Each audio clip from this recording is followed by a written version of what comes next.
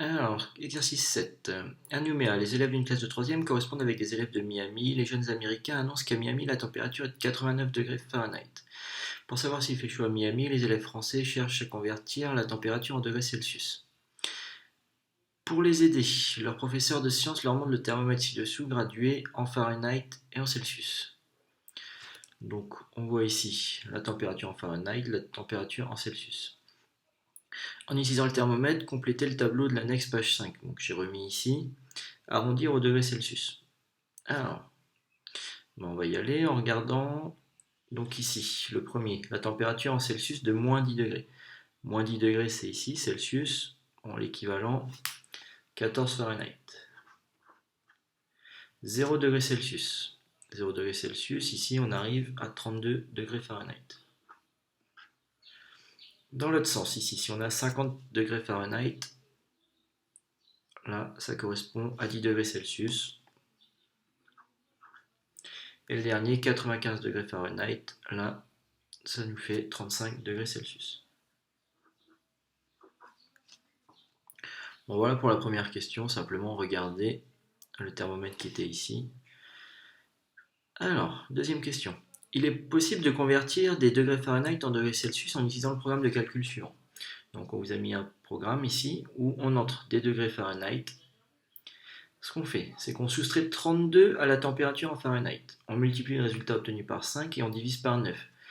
Et ce programme de calcul nous donne la température en degrés Celsius. Alors, première question. Indiquez sur la copie le numéro de l'écran de la calculatrice qui correspond à la conversion de 89 degrés Fahrenheit en degrés Celsius. Bon, vous avez trois calculs ici. Si on regarde le premier, 89 moins 32 fois 5 divisé par 9, 89 moins 32 fois 5 divisé par 9, mais on a rajouté des parenthèses autour de 89 moins 32, et le dernier, 89 moins 32 fois 5 divisé par 9, mais les parenthèses sont autour de 89 moins 32 fois 5. Alors, bon, on va reprendre ce programme pour convertir les 89 degrés. Première opération à faire, c'est moins 32.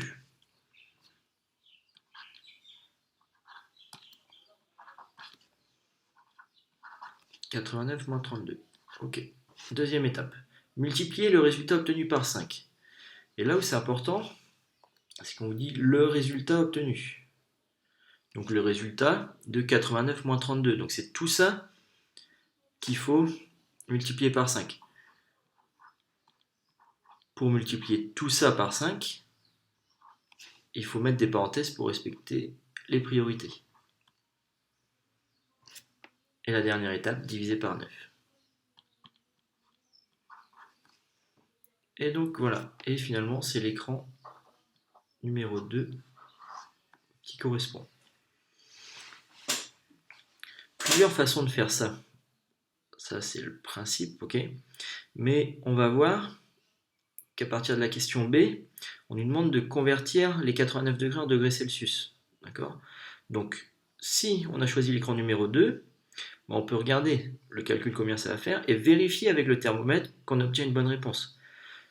Avec l'écran numéro 1 ou l'écran numéro 3, on obtiendra des résultats différents en faisant le calcul en utilisant ces écrans-là, qui ne correspondront pas à ce qui est sur le thermomètre. Et donc, on pouvait, en utilisant la question B, revenir sur la A si jamais on s'était trompé, en utilisant le graphique ici, le thermomètre.